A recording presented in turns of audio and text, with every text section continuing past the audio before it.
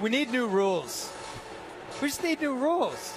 This is the most incompetent team of the last 4 years. They hired Mike Brown with a 5-year deal and fired him after one. They made all these mistakes. They screwed up some of their other picks, and then they get rewarded with the #1 again. I just think, like, enough. We're sorry LeBron left Cleveland, but enough with the karma for Cleveland. So, the Cleveland Cavaliers finally have another opportunity to ruin somebody else's life by having the #1 draft pick. That being said, we're going to discuss how we'll probably ruin Cleveland. We'll also talk about what the rookie we'll pick. Yeah. Oh, okay. Yeah. So we're also going to announce the rookie that we'll also ruin his life. Well, no, we're in control, so we're not going to ruin his life. But what can I say? What would you do? But first of all, if I was the general manager of the Cleveland Cavaliers, the first thing that I would do is hire me a coach. Coaches, the 3 guys that come to my mind would be Lionel Hollins, because I love his coaching style, and I think he don't take any crap, and I like it.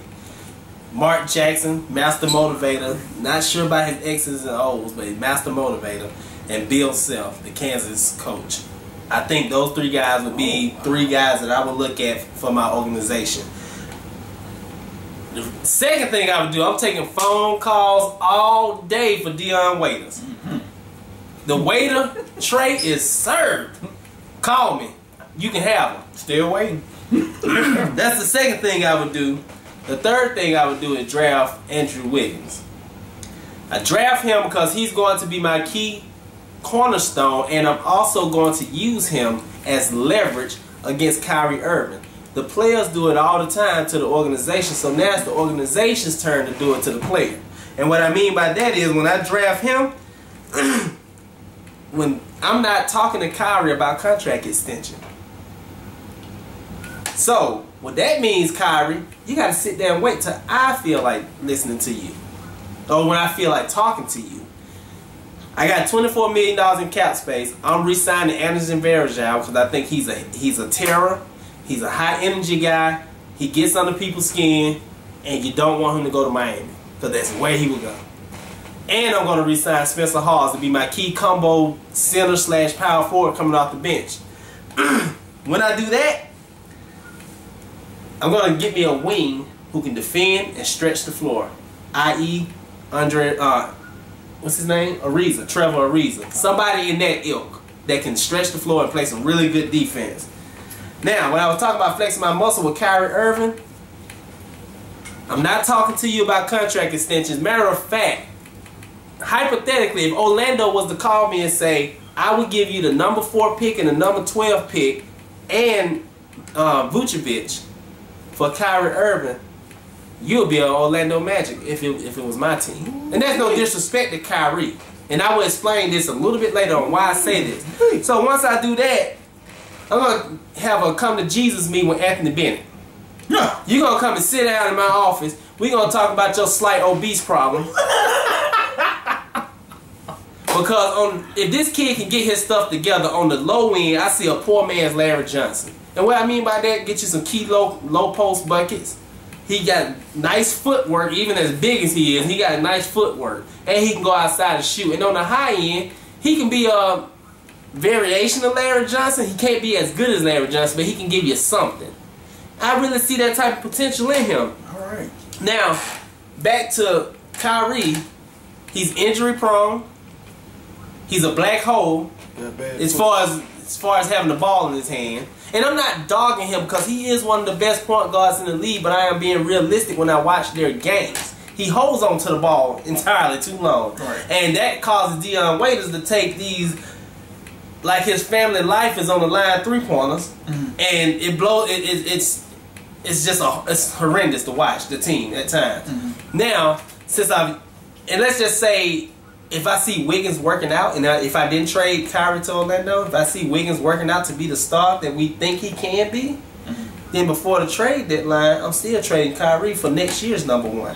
Oh, Kyrie, you gone, man. So you gone regardless. And the last thing for all the Cleveland fans out there, the best thing I would do, this is probably the most important thing that I would do as a Cleveland Cavaliers general manager, is not sell you the dream of LeBron coming back home. Oh my God. Why do people keep talking? Why do they keep doing that? I don't know. It's not going to happen. This man is almost at the point of winning the 3rd championship. He's not leaving Miami. He ain't going nowhere. He's not. He's going to be down there with Blanche, Dorothy, and Sophia, and Ma. Thank you for being a friend. So, he's not leaving Miami. He's going to be there. Dwayne Wade might not be there. But LeBron going to be there. Bosh might not be there. But LeBron going to be there. But that's another story. That's exactly what I would do if I was general manager of the Cleveland Cavaliers. And I would propel the Cavaliers to the future 2021 NBA champions.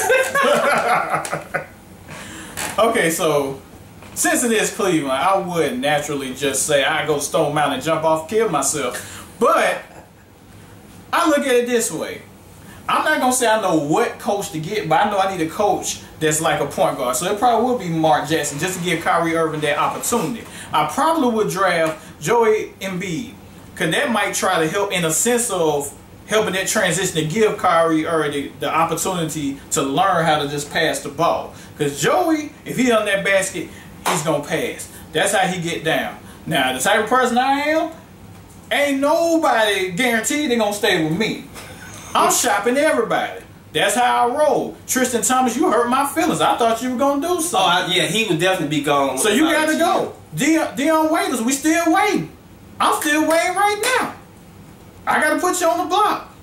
CJ Mills, you on the block too. I'm throwing everybody up there. I might keep my specialist, like I can't say the dude's name, but you know what I'm talking about. Emerson Rashad. That guy. Now he's a specialist. I keep him. But he's gonna be at a cheap rate too. Right. If you're supposed to be in that star to help this team, you on the block. You got to go. And that's how I roll. Now Anthony Bennett, I'm gonna be honest with you. You shouldn't even been drafted. If it was me, I wouldn't even draft you to Cleveland. You wouldn't have been my pick. He said that he was surprised he got drafted. And that's what I like about him. He's honest about himself. Because you wouldn't have been my #1 pick. Me, honestly, even though Alex Lynn had a problem with them feet, them foots, I still would draft him because he was a center that I think would actually help Kyrie Irving make that transition. He ain't look good though when he No, he didn't. But you know what? I say Anthony Bennett has more potential than Alex Lynn. And that ain't saying a lot. I can't say that. But that's what I would do if I had that conversation with, if I talked to you on the phone, y'all convinced me not to jump off. That's what I would have did after I made the decision. You know what? I'm going to go back to my car and go home. Now, I got one last thing to say. When I point my finger, that means I'm pissed. Tristan Thompson, from an analytical side of it, you have some deficiencies. As a fan of the game, I just do not like your game. I've never seen a grown man that has made it to the pinnacle of their profession, which is basketball, say, I want to switch hands. You left-handed, and you say in 3 years of playing the game of basketball, your contract coming up, you're an idiot. You're going to say, oh, well, now I want to shoot with my right hand.